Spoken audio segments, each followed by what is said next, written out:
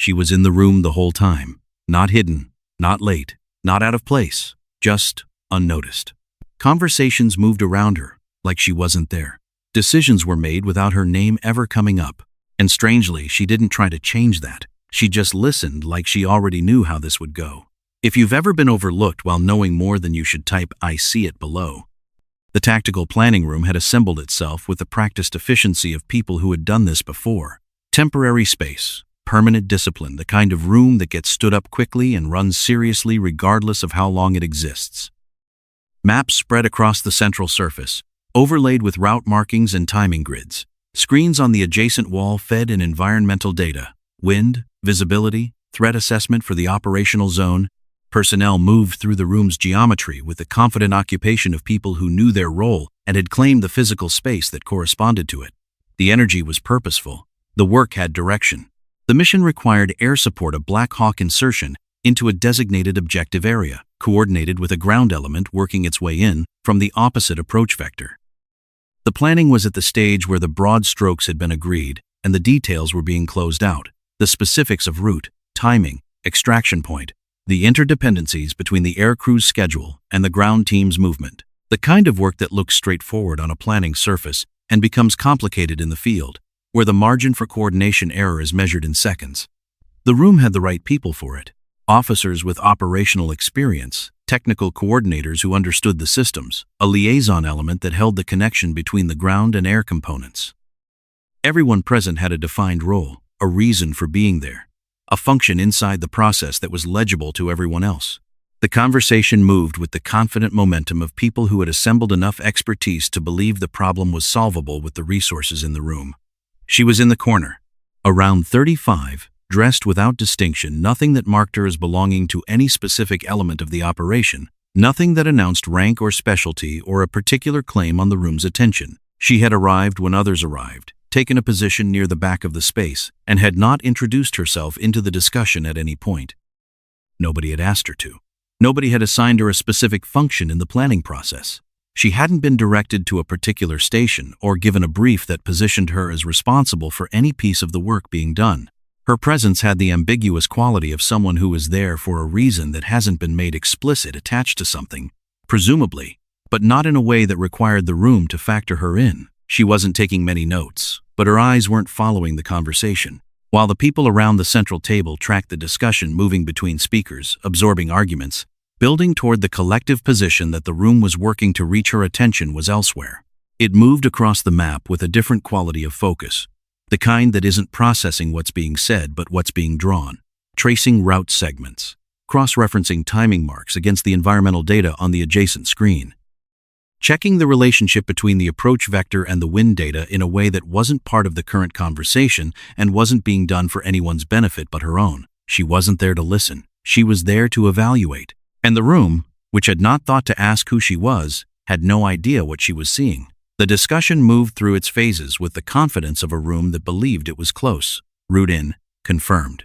The approach vector had been assessed against known threat positions and judged viable, not without risk, as nothing in the operational environment was without risk, but within the acceptable parameters of a mission at this level of priority. The ground element's movement corridor had been mapped and cross-checked. The insertion point had been selected against multiple criteria, and the selection had held up under scrutiny. Timing, addressed.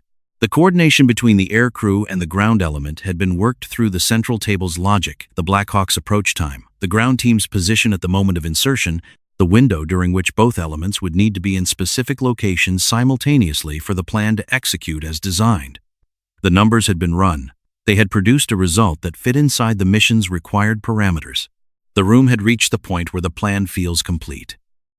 That point is, in some ways, the most dangerous point in any planning process, because complete and correct are not the same thing, and the feeling of completion produces a specific kind of cognitive closure, a willingness to stop checking that is directly proportional to the effort that has been invested in building the thing you're now reviewing.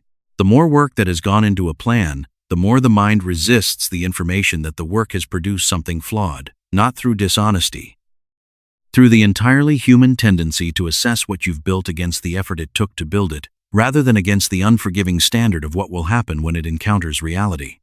The timing was off. Not dramatically, not by the kind of margin that announces itself in a planning session that produces an obvious mismatch between numbers when the calculation is run. The gap was small. A few seconds in the coordination window between the aircrew's final approach and the ground element's arrival at the insertion point.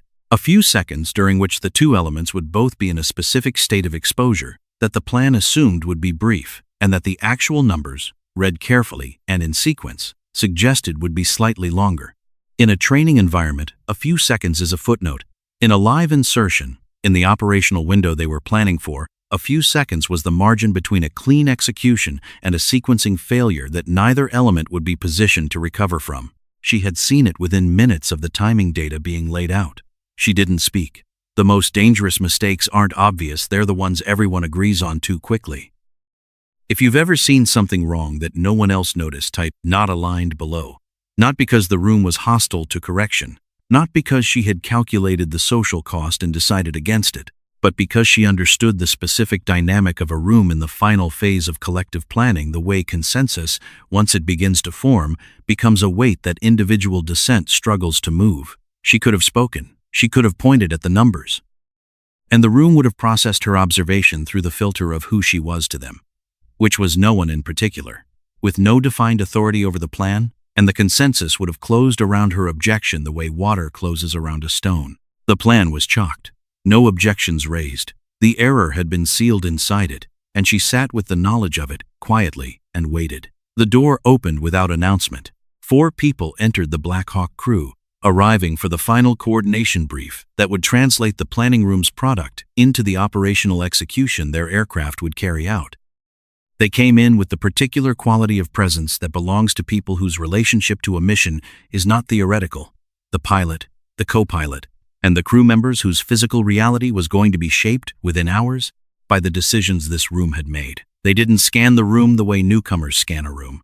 Their attention went directly to the planning surface, to the maps, the route markings, the timing grid that represented the structure they were about to fly inside.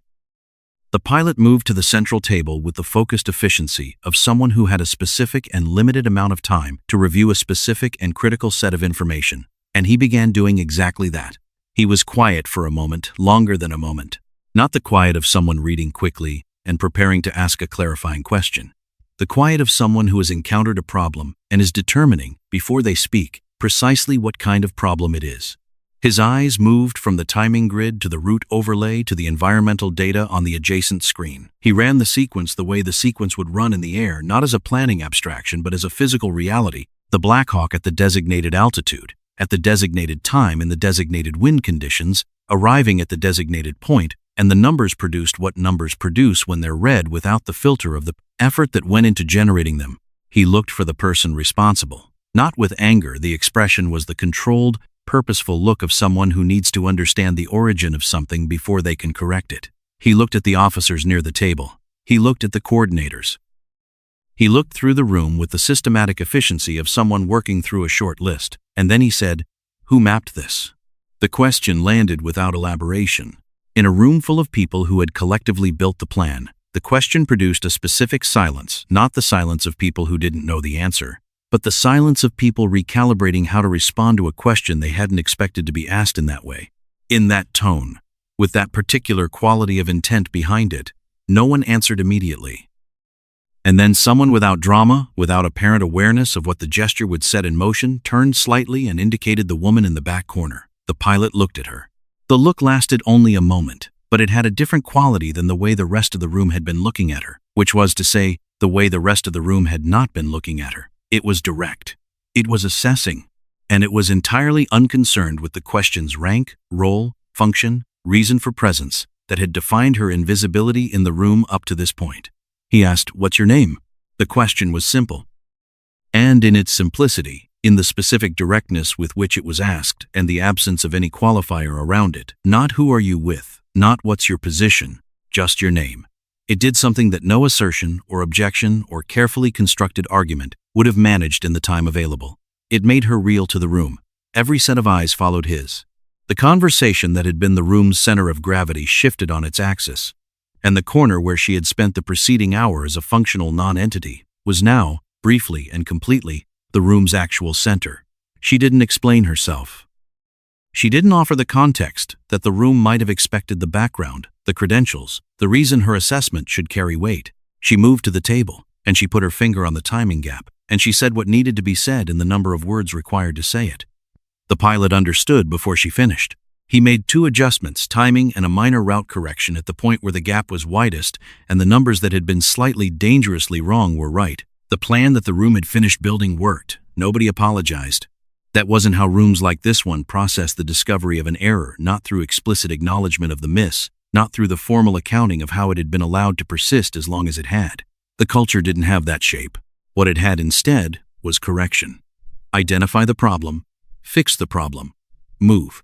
The error's life cycle ended at resolution, and the amount of time spent looking back at it was calibrated strictly to the practical question of preventing it from recurring, not to the emotional question of assigning responsibility for its having occurred. The plan was revised. The meeting continued, but the room had changed, in the specific, irreversible way that rooms change when the distribution of credibility inside them has been updated in full view of everyone present. The update doesn't announce itself. Nobody stands and formally revises their assessment of who in the room matters. It happens the way genuine recalibrations happen, quietly, internally, and completely. The officers who had run the planning session didn't address her differently in any explicit way. There were no words that marked the shift, no gesture that acknowledged what had just happened. But they didn't look through her when she was near the table. They didn't speak around her the way the room had been speaking around her for the past hour. The Black Hawk crew didn't elaborate. They had what they needed: a corrected plan, a working coordination window, a timing structure that would hold under the conditions they were about to fly into. Their engagement with the room's social dynamics was strictly functional. They had asked the right question, received the right answer, applied the correction, and were now doing the work that remained. She stayed at the table for the rest of the session, not because anyone invited her explicitly, because the question who mapped this had located her in the room's operational picture in a way that her presence alone had not, and the room had reorganized itself, without discussion, around the updated information. The meeting finished and moved toward execution. The invisible corner it had started in was not the room it ended in. Being overlooked doesn't mean you don't matter. It just means the right people haven't looked yet. And sometimes it only takes one question, direct, simple, asked by someone who needed the truth more than they needed the social order preserved, to change who the room listens to. Subscribe to Steel Heart Stories, Emma, for more stories where the quietest person changes everything.